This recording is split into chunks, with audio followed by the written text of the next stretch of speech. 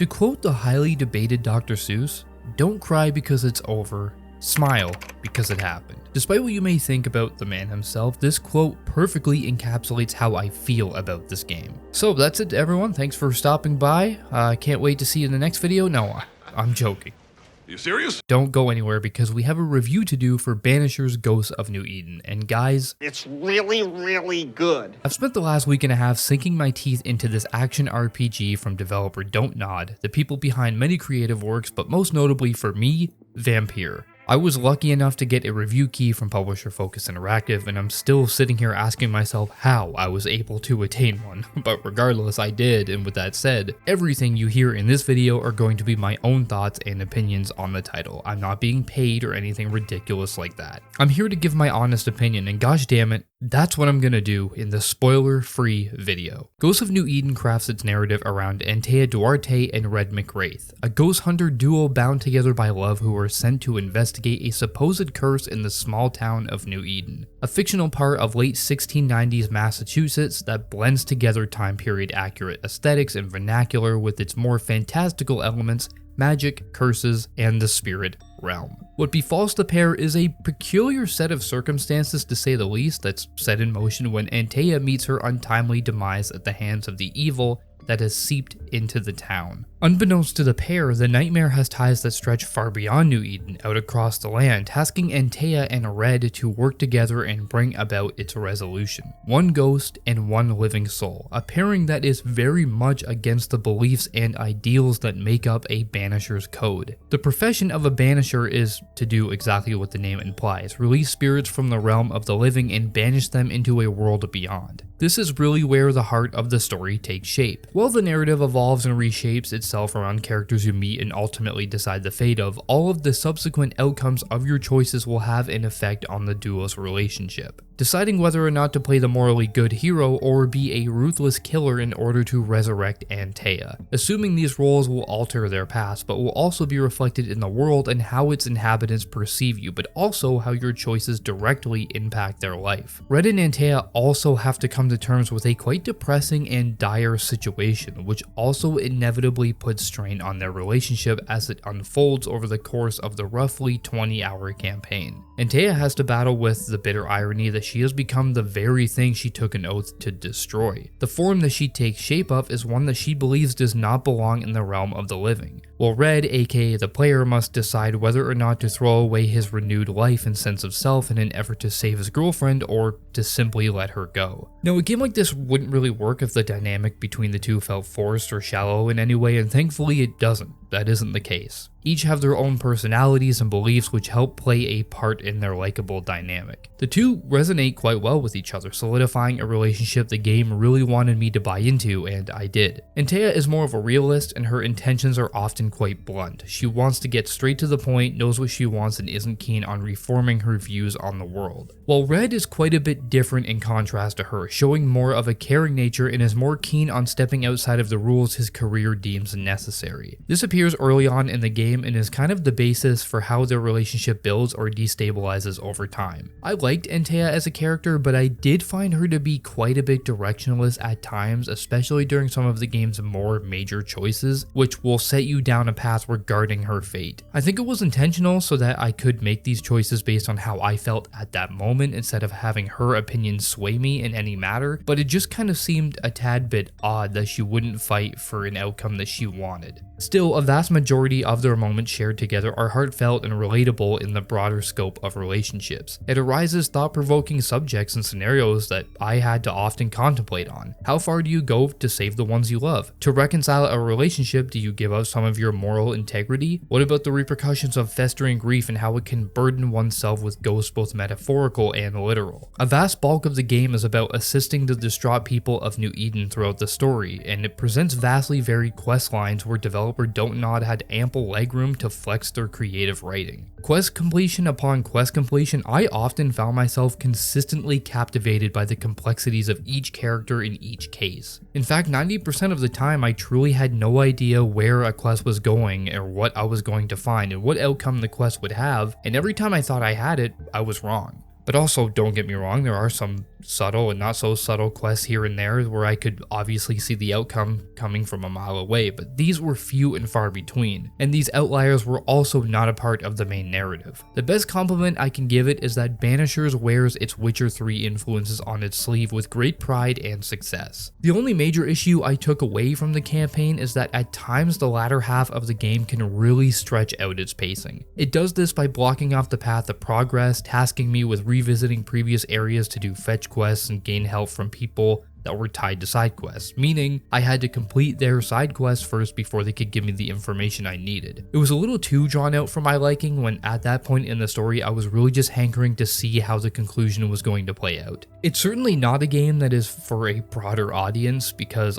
much of its subject matter is on the grim side, to say the least, focusing on the decaying nature and intricacies of the human condition. Many of these storylines form through the game's main content referred to as haunting cases. And much like The Witcher, you will need to investigate areas for clues, talk to the people involved, and uncover the truth yourself. There is one major case per region that progresses the story, but each region also offers up a plethora of optional haunting cases that all have world-altering decisions, even if they're only minor. It could be that a character simply just won't talk to you anymore, or perhaps a character flees from the safety of their home to get away from their life. It plays a significant role in the tangibility of the world, and most importantly, it made me think twice about the decisions I was making before I made them. There are no easy choices because of a thing called moral ambiguity, which the game preys on. These decisions are entirely based on the greatness of morality, which is individual to each case you undertake, all of which carry deep history, well fleshed out characters, and a sense of gratification by uncovering the truth, but then also the follow-up intense pressure to make a final call. I often found myself asking questions like, does one terrible action condemn a person who is otherwise morally good?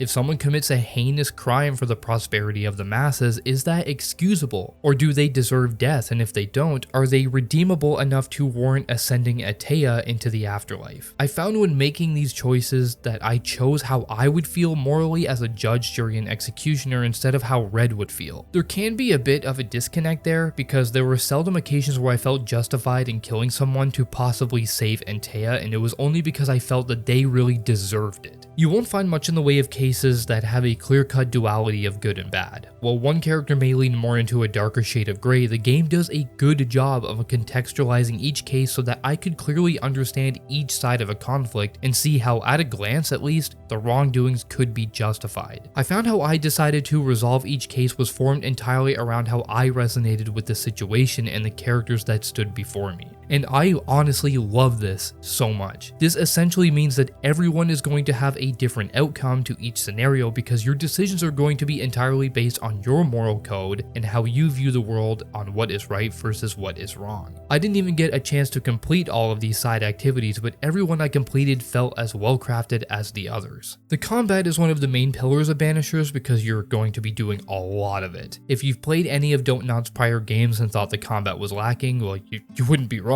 That really comes as no surprise because 95% of their catalog is absent of such mechanics. Vampire took a crack at real-time combat, but it often felt incredibly outdated and clunky. What however did come as a surprise to me is that Banisher's combat is actually quite good, cementing the importance of the claim, if at first you don't succeed, try again. It's got all the bells and whistles one could need for everyday life, and I'm just realizing I'm starting to sound like a car salesman. Let's try that again. What I mean to say is that the combat was pretty much everything gamers have come to expect from action RPGs in today's world. It's got a lock-on mechanic, a parry option, a dodge, a light and heavy attack, and it all feels good. Red is your typical swordsman capable of light and heavy swings. He's agile in combat with the ability to dodge out of the way and parry incoming attacks, which will break the stance of foes, offering up an opening to get some devastating swings in. A little ways into the game, you'll also attain a musket rifle for an additional layer of long-range attacks that can be used at any time in combat to deal extra damage to enemy weak points. All of this is very fluid. Getting a couple swings in, rolling out of the way, and swiping the musket rifle off your shoulder to place a metal ball between the eyes of a specter is quite satisfying. But red is only half of the piece of the puzzle that is combat, and that's a good thing because if it wasn't for what Atea brings to the table, it would admittedly get stale pretty quickly. So Antea brings her spectral powers into the fray with crowd control abilities, block breaking attacks, and sucker punches that would make Mike Tyson proud. Seriously, she plays fisticuffs with everything and it's great. She just beats the crap out of everybody. Antea lacks the additional layer of more varied normal attacks. In fact, all she can really do is straightforward punch people. Rather, she is used for the abilities she brings to the table, acting as an ace in your sleeve. A big part of the game is a combat mechanic called perfect switches, where Antea can be called upon after certain combo attacks with Red that all deal additional damage. There are many of these abilities in the skill tree, such as Antea sneaking in a punch after 3 light attacks for Red, or knocking enemies back after a successful parry. There is a surprising amount of depth to these systems, and that's before even taking into consideration that each of these characters can be switched at any time, because Red does more damage to spectral forms while Antea does significantly more damage to possessed enemies. Which is great because it more or less forces you to switch it up, and by forces you I mean it actually literally does force you. Antea's attacks cost spirit points, which is her life essence, and each time she deals damage or she receives damage, her essence bar will deplete. The only way to build it up once again is to dish out damage as Red. There is a constant back and forth system at play that keeps combat from feeling stale or repetitive. I honestly don't think talking about it nor really showing it in this video is going to do it justice. If I'm being completely honest with you, when I watched the gameplay prior to receiving the code, I didn't think the combat itself looked all that appealing. It's just kind of one of those systems where you have to actually sit and play the game to understand how good it actually feels. Now, of course, like any good game, the more you progress the story and level up, the better combat gets because you'll be awarded with better gear, you'll unlock new abilities, and have more enemy variety, to which there's actually quite a good deal of variety here. The first several hours of combat is pretty meh, I'll admit, but once you get further into the game, it really opens up and I enjoyed it a lot. With that said, I think I can count on one hand the amount of times I actually used the parry option. There are benefits for using it, so it does make sense to use it, but just look at the dodge.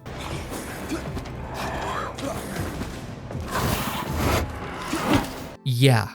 Because the game lacks any kind of stamina bar, I could just spam the heck out of this and I would never have to worry about the possibility of taking damage from a parry that I missed. The dodge saved me from getting hit so many times. This game has enemies that are kind of like chess pieces on a board. You should prioritize certain foes, which often led me to being surrounded by enemies, but again, all I had to do was spam the dodge and I was fine. Keep in mind I played on normal, and I will say that a majority of combat isn't super incredibly challenging because of this crutch. Some of the side content will offer tough encounters and world bosses, and I did get my ass handed to me a couple of times, but I think the game really could have benefited from a stamina bar in combat. So according to the World Wide Web, Don't Nod is a smaller scale studio with around 400 employees, yet they created a world that feels like it was made by a team of thousands. I was honestly shocked to see that the lands surrounding New Eden are fully explorable and not just segregated fast travel locations, but areas that can be traversed to and from with no loading screens. There is so much detail and variety here, so many things to do and see. It has Metrovania style influences in that the game world can't be fully explored until you unlock traversal abilities that are tied to Antea. You'll unlock all of these steadily throughout the game all the way up until it's almost over, cementing the desire to backtrack and see what you missed. Exploration almost always led me to characters, gear, combat challenges that offer up valuable resources, collectibles, side missions, and stunning views. There is a staggering amount of content to partake in here that doesn't even include the main style of content that I mentioned before, the haunting cases. There are even treasure maps. I mean, what more could you want? To put it into perspective of just how much content there is on offer here, upon my first completion of the game, I had a map completion rating of 40%. That's it. And I went out of my way a ton of times to do side quests and treasure hunts and everything. There were entire areas I left undiscovered, side missions I didn't follow through on, and a good handful of haunting cases I never delved into. At minimum, the story should take you around the 20-hour mark to get through, but if you're someone that wants to see and do everything, I can easily see someone getting 40 to 50 hours of playtime out of a single run. That's of course how much of this content you find enjoyable. I'll admit sometimes the rewards for treasure hunts were lackluster and finding yet another combat encounter didn't really grab my gizzard as much as it did in the first 10 hours. I attribute this to just how reused some of the world bosses are, and once you face them a few times, it becomes really easy to avoid their attacks and send them back into a shallow grave. Plus, there is already so much content in the world that sometimes I just didn't want to enter another challenge, and instead I opted to chase main and side quests, which is really where most of the enjoyment comes from anyway. My biggest negative takeaway from the world is that while it gives you constant incentive to explore it, plus missions are usually quite a ways away from camp, meaning you need to trek out into the world anyway, sometimes the rate at which enemies spawn into the world when you're exploring can be quite off-putting. If I'm just trying to make my way back to camp to talk to someone and resolve a case, I wasn't really keen on being stopped 3 times during my 5-minute walk to have to fight more enemies. It wouldn't be such a bad thing if enemies could be ran past, or if I could stealth my way through some of these encounters so I didn't have to fight them, and occasionally you will find them just roaming around the world and the game will give you the option to walk past them.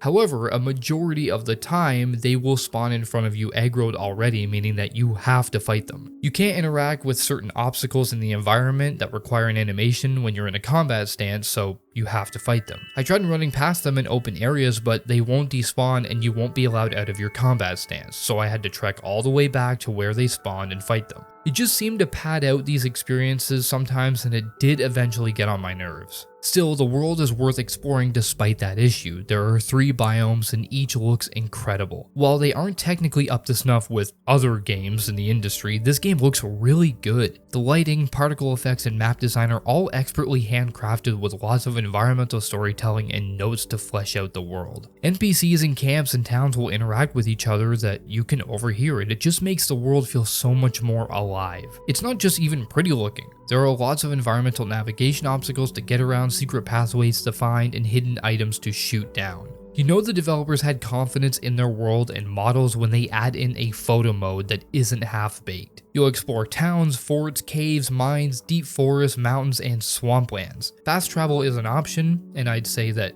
it's a must when you wish to return to areas. You can't fast travel at any time and any point in the story. You have to seek out campfires and fast travel from them. Sometimes it really helped to keep the game from feeling slow. Take this long ass elevator ride for instance. I can sit in silence on this elevator for 2 minutes while it reaches the bottom of the mine, or I can just fast travel to the bottom and be done with it. Which one is better? Gee, I wonder. Sometimes fast travel is an upgrade. Speaking of upgrades, Banishers features not 1, not 2, but 5 branching skill trees with unlocks, aplenty, and pathways which allow you to spec into certain sets of skills. All of these skill trees pertain to abilities Antea will unlock, but because the 2 are basically one in combat, it affects Red as well. While you can unlock all of these skills in a tree, you can only have certain pathways active at one time. I personally opted to invest in skills that increase the damage of my rifle because I used it a lot more than I did, say, the parry, because the dodge.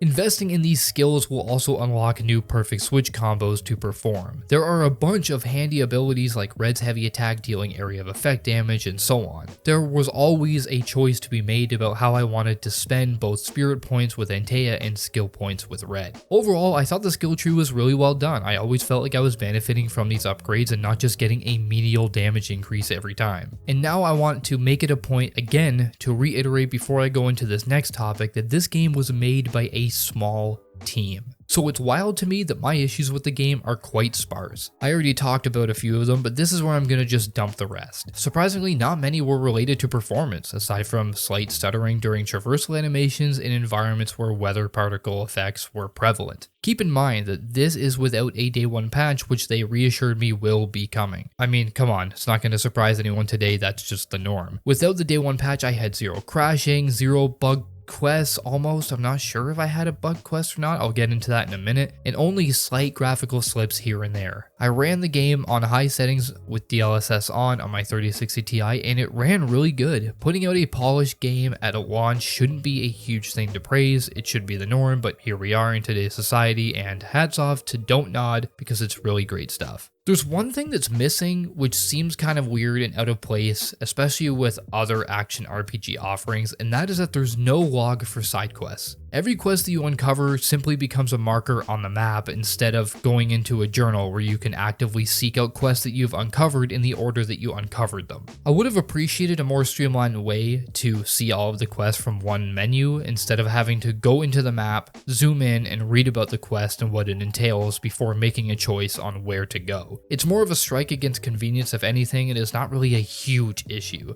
When you play as Antea, you have the spectral vision that allows you to see essence trails and hidden objects in the environment. This view has a color filter that's a lot more vibrant than that of what Red sees. It's cool, but certain environments make it hard to see what you're looking for when the game nudges you about a hidden object nearby. In snow-capped regions, it was really hard to see light blue trails of essence, and honestly, it's a super minor problem. The last issue I took away from the game, believe it or not, is that there isn't more. No, I'm kidding. The last issue was a side mission that I couldn't complete. I had to seal some form of fake letter using a character stamp. The problem is the quest took place after the character had left the realm of the living, yet it still wouldn't let me pick it up because the game thought that he was still in the room, despite them being, deceased. So that is a side mission I can complete at the time of writing. For some people who look for 100% completion, it could be a deal breaker, but I'm sure it'll be patched, or maybe I'm approaching the quest wrong. Pretty minimal issues for a well-polished and expertly crafted game that was created by passionate people for people who like well-defined worlds with elaborate choice-driven narratives. It's a welcomed addition to this year's lineup. The team at Don't Nod have essentially made their own Witcher game while creating their own world. Comparing it to The Witcher at times kind of seems unfair because I don't want that comparison to take away from this game at all, but I feel like the comparison is justified. That's how good